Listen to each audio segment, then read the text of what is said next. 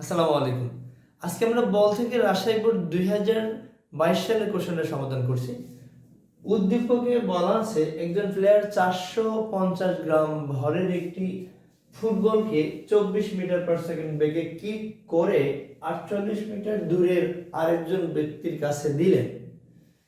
সে ফুটবলটি ধরে 8 মিটার দূরে গোলবারের কর্নারে কিক করে।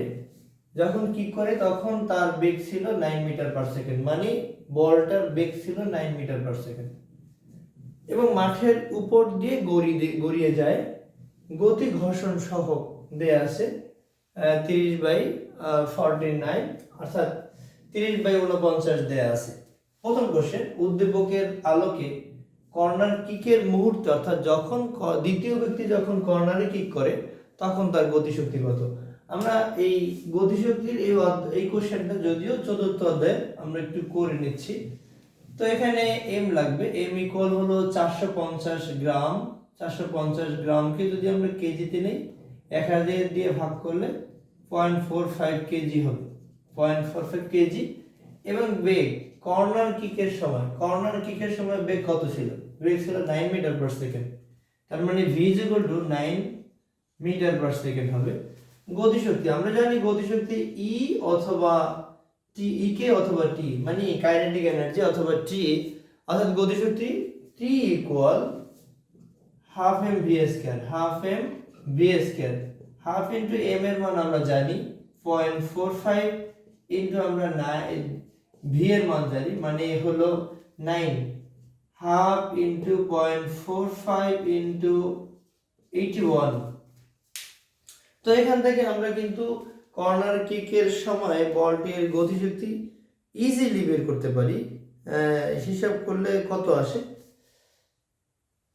0.45 আমরা ভাগ করে দিব, 0.45 ইনটু 81 বাই হলো 2, 0.45 ইনটু 81 বাই 2, রেজাল্ট আসে 18.225।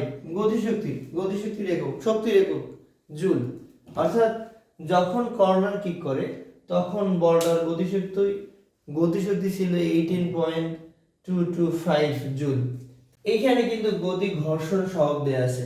আমরা জানি frictional force, kinetic friction force equal F কে বলতে পারি মাইনাস মিউ ডাব্লিউ। আসলে ঘর্ষণ বল সবসময় আসলে গতির বিরুদ্ধে কাজ করে।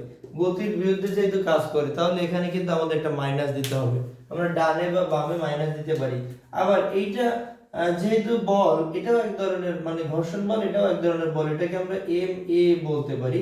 M A is equal to minus A mu into just W equal M G. আমাদের জানা আছে ডাব্লিউ ইকুয়াল এম জি। তো এখানে a ইজ ইকুয়াল টু, আমরা এই উভয় পাশ থেকে m বাদ দিয়ে দিতে পারি, মাইনাস মিউ জি বাই হলো a। তাহলে যেটা আসে আমাদের মিউ এর মান কত? এই মান দেয়া আছে 30/49 ইনটু 9.8। তাহলে এখান থেকে আমরা যদি হিসাব করি, জাস্ট 30 বাই হলো 30 ইনটু 30/49 ইনটু হলো, অর্থাৎ 30 ইনটু 9.8 বাই হলো 49, রেজাল্ট আসে 6 মিটার পার সেকেন্ড স্কয়ার, অর্থাৎ minus 6 metre per second square. যেহেতু ঘর্ষণের কারণে বলটা থেমে যাবে, এই জন্য যে আমরা ত্বরণ পাবো এটাকে আমরা বলবো মন্দন। এখন পরবর্তীতে এই যে দ্বিতীয় ব্যক্তি যখন বলটা মারবে তখন সে গোলবার পর্যন্ত পৌঁছাতে পারবে কিনা সেটা আমরা করব। এখানে এই যুগলটা আমরা পেলাম -6 মিটার পার সেকেন্ড স্কয়ার, এবং এইখানে জাস্ট দূরত্ব কিন্তু দেয়া আছে, গোলবারের দূরত্ব আছে 8 মিটার। আমরা কম্পেয়ার করব, যখন বলটাকে কিক করে তখন আদিবেগ ছিল 9 মিটার পার সেকেন্ড, এবং বলটি যেহেতু গোলবারে গিয়ে থেমে যাবে তখন কিন্তু তার শেষ বেগ থাকবে না, এই জন্য শেষ বেগ আমরা v = 0 ইউজ করব, v = 0 মিটার পার সেকেন্ড। তাহলে আমরা গতির চতুর্থ সমীকরণ থেকে জানি v² ইকুয়াল হলো u² minus v² u² plus 2s। তো এখান থেকে শেষ বেগ যেহেতু 0, আদি বেগের মান আছে 9, 9 এর বর্গ প্লাস 2 ইনটু এর মান -6 ইনটু আমরা s বের করব। s বের করে আমরা কম্পেয়ার করব যে আসলে 8 মিটার অতিক্রম করতে পারি কিনা। তো এখান থেকে দেখা যাচ্ছে যে তাহলে এখানে 12 না, আমরা বাম পাশে নিয়ে আসবো। 12s ইকুয়াল হলো 81, s is equal to 81 by হলো এই 12। তো ভাগ করলে আমরা পেয়ে যাব যে আসলে গোল বার পর্যন্ত পৌঁছাবে কিনা কি বা অথবা গোল হবে কিনা। এখানে দেখা যায় যে বলটি কিক করার ফলে বলটি 6.75 মিটার দূরত্ব অতিক্রম করে। তো জাস্ট 8 মিটার এর তুলনায় 6.75 মিটার কিন্তু অনেক কম।